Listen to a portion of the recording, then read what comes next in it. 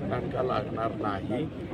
त्यासाठी ही जी केस आहे ही केस SP साहेब अविनाश बारगळ साहेब यांच्या अध्यक्षतेखाली SIT नियुक्त करावी आणि ॲडिशनल SP पांडकर साहेब यांनी या घटनेचा तपास करावा आणि तपास करून लवकरात लवकर 90 दिवसामध्ये याचं चार्जशीट जे आहे ते दाखल करावं, अशा प्रकारची मागणी आम्ही इथं केली।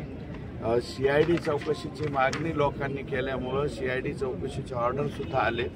आम्ही त्यांना विनंती केली या ठिकाणी की हे CIDकडे वर्ग करू नका, पुढच्या 2 दिवसामध्ये राज्याचे मुख्यमंत्री यांना भेटून आम्ही ती जी केस वर्ग करण्याची ऑर्डर झालेली आहे ती आम्ही स्टॉप करतो, थांबवतो आणि हे मी जे म्हणलो त्याप्रमाणे SP साहेबाच्या अध्यक्षतेखाली SIT स्थापन करून त्याचा तपास व्हावा आणि लवकरात लवकर उज्ज्वल निकम साहेब, कारण तपास होण्याच्या पूर्वी चार्जशीट दाखल होण्यापूर्वी उज्ज्वल निकम साहेब यांची सरकारी वकील म्हणून या केसमध्ये नियुक्ती व्हावी, अशा प्रकारची सुद्धा विनंती आम्ही त्या ठिकाणी करणार आहोत। काही तक्रारी इथल्या जनतेने केल्या की जे वॉचमन आहे दलित समाजाचा आमचा बांधव, त्याचं म्हणणं असं आहे की बाबा माझी ॲट्रॉसिटी त्या दिवशी घेतली नाही शुक्रवारी, आणि जर ती ॲट्रॉसिटी घेतली असती तर मला वाटतं पुढचा बाका प्रसंग टळला असता,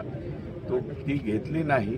तर आता महाजन साहेब या ठिकाणी तयार झाले, जर त्याचं तसं म्हणणं असेल तर त्याची आम्ही ॲट्रॉसिटीसुद्धा दाखल करून घेतो आणि ती दाखल करून घेऊन म्हणजे त्याच्यातले जे काही कलम आहेत गंभीर स्वरूपाचे त्या कलमान्वये या ठिकाणी गुन्हा दाखल होईल। काल एक्स्टॉर्शनची केस दाखल झाली, आरोपी नाही, त्या केसच्या संदर्भामध्ये जे गुन्हा दाखल झालेला आहे त्याच्यावरती फारसं न बोलता जे काही त्याच्यामधली सत्यता आहे असत्यता आहे ते पडताळून पोलीस त्या तपासामध्ये पुढे गेल्याशिवाय आत्ताच लगेच त्याला कन्क्लुजनला येणं बरं नाही, असं माझं व्यक्तिगत मत आहे। धन्यवाद अण्णा, धन्यवाद। चला।